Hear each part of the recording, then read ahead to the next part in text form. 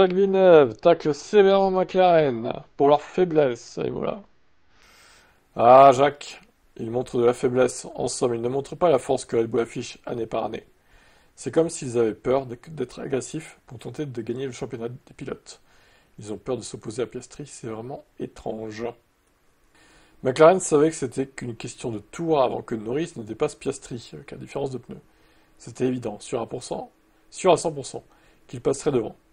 Alors pourquoi lui faire perdre 3 tours au lieu de donner sa chance contre Verstappen? Parce que Verstappen joue le championnat. Vous ne voulez pas donner de victoire à Verstappen. Ça fait... Non mais... En vrai, vu le rythme qu'il avait, Verstappen, même si Norris était passé directement, il n'aurait pas pu le rattraper et le dépasser. Il est... Enfin... Jacques, faut réfléchir, non? Ah, Villeneuve voit des aspects d'Ayrton Senna chez Verstappen. Ah là, ce fanboy numéro un, quoi. On n'en peut plus, hein. Il me rappelle Senna d'une certaine manière. Sur le papier, la Red Bull n'est pas à ce niveau. Mais d'une manière ou d'une autre, en tant qu'unité, ils ont réussi à faire mieux. Ils l'ont géré avec force, avec volonté, pour y aller et finalement gagner avec acharnement et détermination. Peut-être que le fait d'être en position défavorable est une bonne chose pour eux. Et oui, et Villeneuve a également essayé de nous faire croire que la Red Bull à Imola était pas la meilleure voiture, ou en tout cas, en vrai, je sais même pas si c'était la meilleure voiture ou pas, quoi.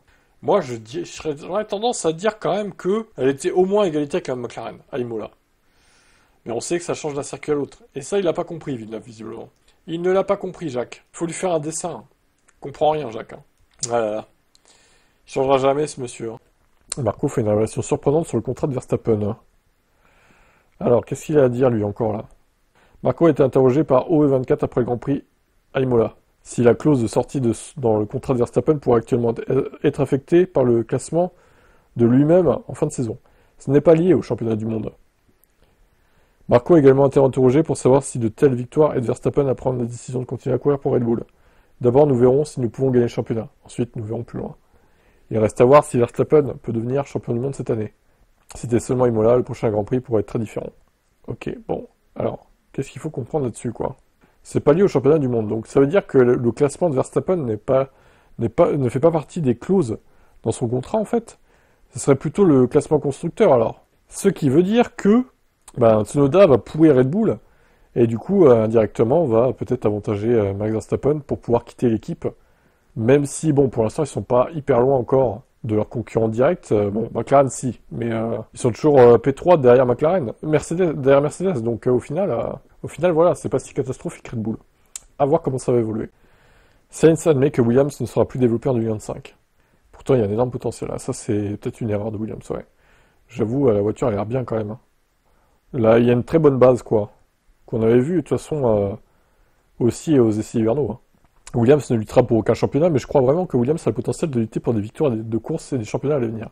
Une équipe très jeune, un projet très jeune. Nous avons trouvé dimanche. Nous nous sommes trouvés dans une très bonne position.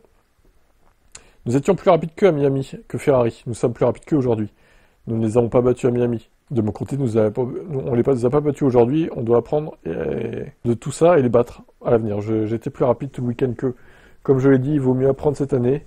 Au cas où l'année prochaine, nous aurions une voiture encore plus compétitive pour lutter pour quelque chose de plus important. Avec le moteur Mercedes, du coup.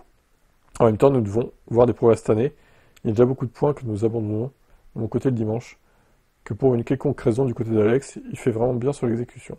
Pour finir, il affirme que les ressources sont claires, la voiture ne sera plus développée, la voiture que nous avons est suffisamment bonne pour être au même niveau que Mercedes et Ferrari sur certains circuits. Elle n'est pas assez bonne pour des circuits comme Barcelone. Vous verrez, nous ne serons pas dans la lutte. Qui sait, à Monaco, on verra.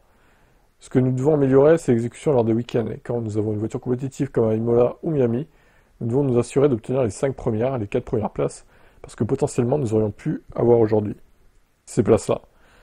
À Imola donc. Je suis confiant que de ce côté, compte tenu de mon expérience également dans ce domaine, je vais améliorer l'équipe. On doit progresser, etc. Bon, bref. Alors Monaco, peut-être qu'ils peuvent faire un coup, ouais.